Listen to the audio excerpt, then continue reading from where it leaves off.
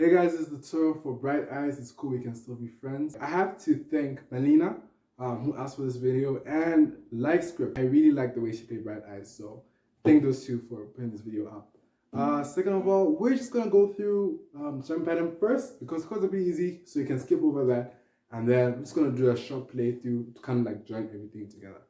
Alright, let's get into the song. So we are gonna start with the strumming pattern. So it's down, down, down, down, down, down, down, down, down.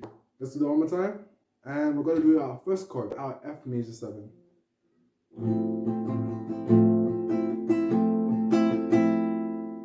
That's basically it. So now let's go through the chords. Our first chord is an F major 7, played over here. Our next chord is a C, then a G, played like this. Then we're going to finish with an A minor. And all we're going to do for the last chord is we're going to extend our marriage finger on the G string. Okay, and now let's go through what is pretty much the rest of the song. But before that, we start at the F major 7. We play with the normal strumming pattern.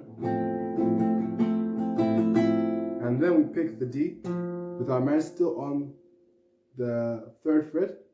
Then we put our middle down on the 2nd and leave it open. And then move on to the C. Great. So that's really just the hardest part of the song. And once I've got that, let's move on into the playthrough. So it's...